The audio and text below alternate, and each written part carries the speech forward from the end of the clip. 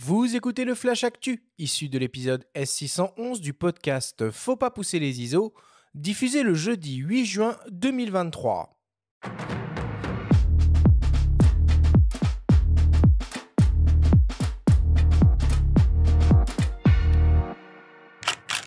Cette semaine, dans le Flash Actu, Nikon lance une petite focale fixe Pancake, RSF dévoile son nouvel album Sans photo pour la liberté de la presse et Réflexivité revient pour une seconde édition.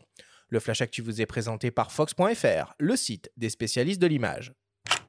C'est décidément la mode des objectifs Pancake. Après Canon la semaine dernière avec son nouveau 28 mm f2.8, c'est au tour de Nikon d'annoncer une nouvelle focale fixe extrêmement compacte et légère.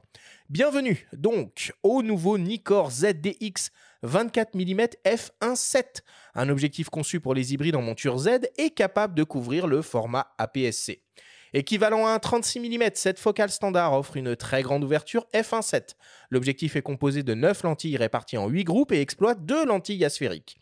Il offre une distance minimale de mise au point de 18 cm pour un rapport de grossissement maximal de 0,19 fois. On retrouve une motorisation autofocus STM à l'aise en photo comme en vidéo et une conception protégée contre les intempéries. L'objectif pèse sur la balance 135 grammes et mesure 4 cm de long. Le nouveau Nikkor ZDX 24 mm f1.7 sera disponible le 15 juin et proposé au prix de 319 €. Le nouvel album Reporters sans frontières, sans photo pour la liberté de la presse sera disponible dès demain. Il s'appellera tout simplement Mer et a été créé à l'occasion de la Journée mondiale de l'océan. Cet album est une ode à la beauté et la fragilité de la mer, vue par les plus grands photographes d'hier et d'aujourd'hui. Brassailles, Robert Capa, Henri Cartier-Bresson, Anita Conti, Robert Doisneau, Jacques-Henri Lartigue, Steve McCurry, Sarah Moon, Vincent Munier, Paul Niclen, Sebastião Salgado et bien d'autres. Comme d'habitude, les bénéfices des ventes des albums RSF sont intégralement reversés à l'ONG et représentent 30% de leur budget annuel.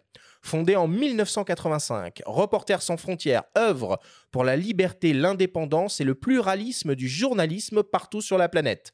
Elle soutient concrètement les journalistes sur le terrain grâce à des campagnes de mobilisation, des aides légales et matérielles et des dispositifs et outils de sécurité physique.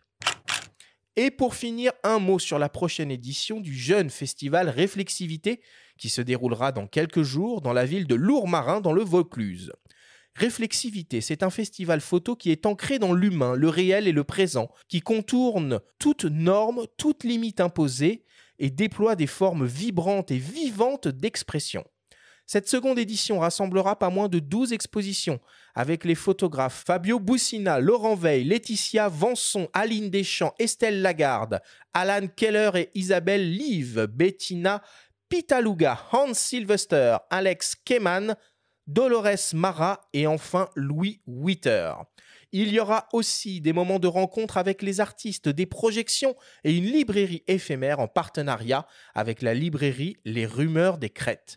Nous avons rencontré le fondateur du festival, Boris Pierre, qui nous parle d'une nouvelle revue, Nomade, créée en parallèle de cette seconde édition. J'avais déjà depuis l'année dernière l'idée d'éditer, parce que l'édition me plaît beaucoup, et donc c'est une des directions que va prendre aussi notre projet à travers un ouvrage plutôt qui s'appelle No, et chaque édition portera un nom différent, ne sera ni numéroté ni daté. Donc le premier c'est Nomade, et cet ouvrage c'est vraiment pour se détacher du catalogue d'exposition totalement. C'est pour être plus vivant, voilà, plus créatif, plus libre. En fait, tout simplement plus libre dans sa créativité, de ne répondre à aucun code, à aucune règle. En fait, ce qu'on a réussi à publier, c'est vraiment l'idée de départ. On a vraiment réussi à tenir l'idée de départ. Le format, déjà, un très grand format, 24-32. Donc le choix du papier, le choix du grammage, c'est très important. On a eu beaucoup de discussions avec l'imprimeur en France, à Aubagne, sur ces choix-là. On a fait beaucoup d'essais, beaucoup d'impressions photos pour arriver à un résultat qui se faisait. On l'a voulu aussi non relié, non agrafé, non cousu, dans cet esprit aussi d'indépendance, de liberté.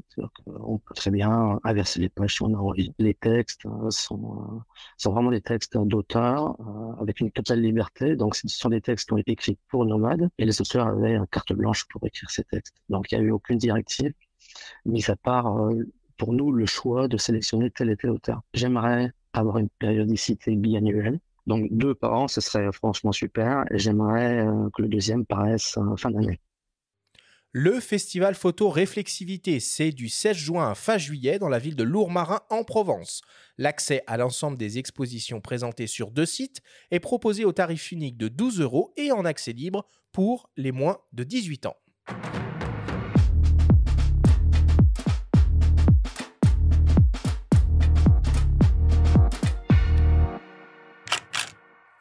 Bon, voilà pour l'actualité cette semaine. Moi, je suis ravi du retour des pancakes, parce que c'est vraiment des optiques qui me plaisent beaucoup.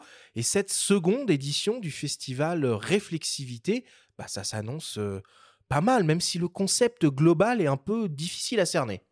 Oui, ils sont en train de goupiller quelque chose de très intéressant. Il faudra aller regarder sur place ce que ça donne. Il va faire chaud, hein. Lourmarin, c'est près du Luberon, là il fait très chaud à cette période de l'année. En ce moment, il y a aussi la Gacilly, qui fête ses 20 ans, qui a ouvert ses portes.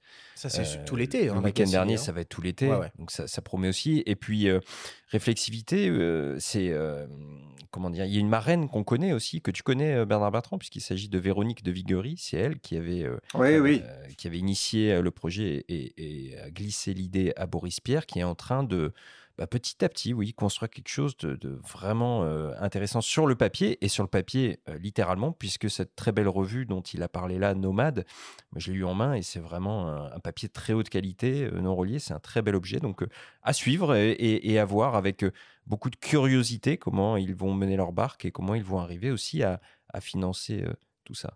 Et ce nouvel album RSF, c'est toujours un plaisir de voir que cette collection continue de s'agrandir année après année. On a une thématique autour de la mer avec un espèce de tapis all-in en termes de photographes présentés dans la revue, là. Et une superbe couverture avec le fameux Sélacanthe photographié par un autre ami venu à ses micros, cher le grand Laurent Balesta.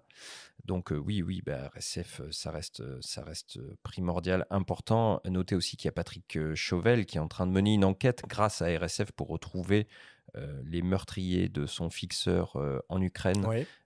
Donc c'est une enquête qui continue, on en reparlera très bientôt. Bon. Et alors moi, je voulais ajouter aussi que ipln.fr, notre partenaire cette année du débrief, fête les 2 ans d'existence de son nouveau site internet et organise pour l'occasion un grand jeu concours avec 2000 € de bons d'achat à gagner. Alors pour participer, c'est relativement simple. Pour toute commande passée sur le site jusqu'au 30 juin, vous pouvez participer au tirage au sort et peut-être faire partie de l'un des 10 chanceux qui se verra crédité d'un bon d'achat de 200 € sur son compte. Et parallèlement à ce jeu concours, ipln.fr nous prépare, il semblerait, une grosse surprise très mystérieuse à la mi-juin sur son site internet. Bon, on arrive bientôt à la fin de l'été, évidemment, les nouveautés matérielles se font de plus en plus rares. Bernard, toi, est-ce qu'il y a quelque chose qui t'a marqué en termes de nouveautés sur les dernières semaines ?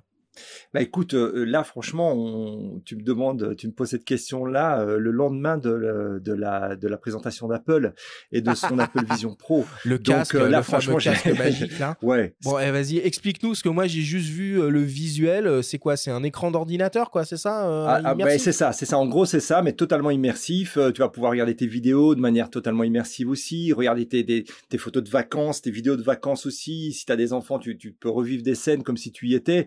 Bon, alors j'ai pas vu la conférencière, j'ai vraiment regardé vite fait le clip qui a déjà plus de 7 millions de vues alors qu'il a été posté à 13h.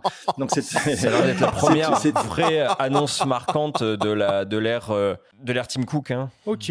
Bon, affaire à suivre. De toute façon, c'est bien, on n'était déjà pas assez immergés dans nos écrans comme ça. C'est bien. Il y a un écran. Alors, ce que j'ai compris, c'est qu'il y avait un écran sur la face du casque qui te filme ta gueule et qui, du coup, projette ton regard aux gens. Enfin, non, Ça me fait rêver. Flipper, pardon.